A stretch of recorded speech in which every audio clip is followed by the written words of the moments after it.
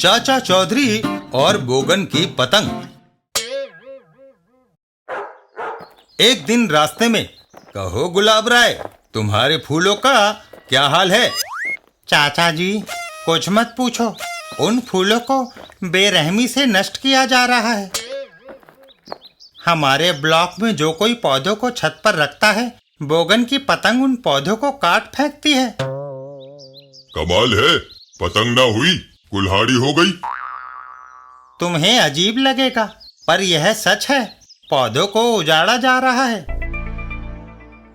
गुलाब राय, मुझे पता है कि तुम्हें तरह तरह के फूल पौधे उगाने का शौक है। हाँ, उनसे वातावरण में ताजगी आती है और खूबसूरती बढ़ती है।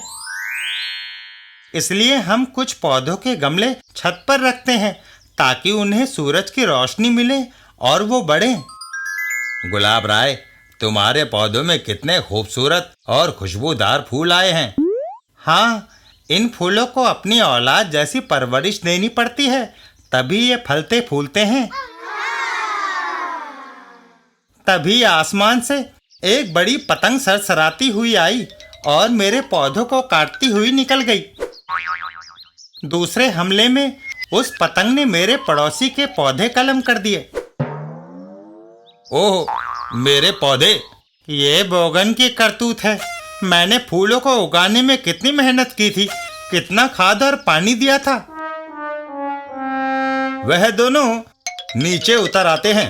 बोगन, तेरा सत्यानाश हो। बोगन, तुमने हमारी महीनों की मेहनत पर पानी फेर दिया, कोमल फूलों को काट फेंका। क्या पतंग उड़ाना जुर्म है? मगर तुम स्टील के महीन तार से पतंग उड़ाते हो और जानबूझकर हमारे पौधे काटते हो। दरअसल तुम्हारे पौधे काटने से मेरा मनोरंजन होता है। और जब भी हम छत पर पौधे रखते, उन्हें काट दिया जाता। हम बोगन का कुछ नहीं बिगाड़ सकते, वह इलाके का बदनाम दादा है। हाँ, वह डोर की जगह लोहे की महीन तार इस्तेमाल करता है। इतना कहकर चाचा चौधरी गुलाब राय के साथ चल देते हैं। मैं बोगन की गर्दन मरोड़ दूंगा। नहीं साबू, बीमारी को दूर करने के लिए पहले दवाई की छोटी खुराक देंगे। आओ मेरे साथ। आज हम यह गमला छत पर रखेंगे। मगर ये मेरा प्रिय पौधा है। गमले में लोहे की छड़ गाड़ देते हैं। लगेगा कि पौधे को सहारा देने के लिए इसे लगाया गया है।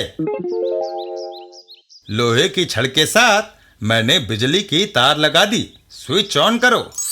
मैं समझ गया चाचा जी, करंट लोहे की छड़ में आएगा और पतंग की तार के द्वारा वह बोगन तक पहुंचेगा। चाचा चौधरी! उधर बोगन, हा हा हा, आओ, गुलाब राय ने छत पर नया पौधा रखा है। अबे बच गए। और फिर पतंग गुलाब राय के पौधे की ओर बढ़ चली। चल मेरी पतंग, काट उस पौधे को। ये तो गया काम से। पतंग की डोर छड़ी से छूते ही एक जबरदस्त झटका बोगन को लगता है। चाचा चौधरी और गुलाब राय, बोगन, कहो कैसी रही? आज तुम्हारी डोर की धार कहाँ गई? हाय, लाल पगड़ी वाले, तुमने बोगन के साथ मजाक करके अच्छा नहीं किया।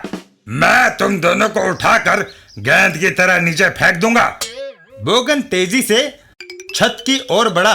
तुमसे बदला लेने के लिए मैं आ रहा हूँ। तभी उसका पैर रोलर स्केट्स पर पड़ा और वह फिसल गया। बचाओ! गुस्से में आदमी अंधा हो जाता है। सीढ़ियों पर पड़ा हुआ रोलर भी उसे दिखाई नहीं देता। बोगन लुढ़कता हुआ नीचे आ गिरता है। अब मेरे गुस्से की आग और भड़क उठी है। मैं लाल पगड़ी वाले को गोलियों से भून दूंगा। घर के अंदर चाचा चौधरी, अच्छा गुलाब राय, चलता हूँ। मुझे उम्मीद है बोगन अब तुम्हें परेशान नहीं करेगा। उसे दवाई का एक डोज मिल चुका है। घर के बाहर आए, दूसरा डोज मैं तुम्हें दूंगा। मरने के लिए तैयार हो जाओ। तभी वहां जोरदार हंसी गूंज उठती है। हो हो हो हो हो हो हो। हाँ, हंसते हो?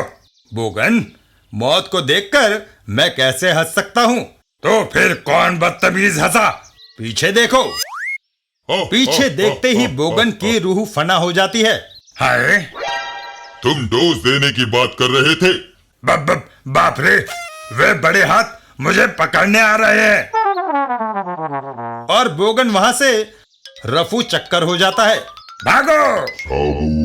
लगता है अब कभी वह इस ब्लॉक में पतंग उड़ाने नहीं आएगा। चाचा चौधरी और साबू वहां से आगे चल देते हैं। साबू, आओ चलें, तुम्हारी चाची खाने पर हमारा इंतजार कर रही होगी।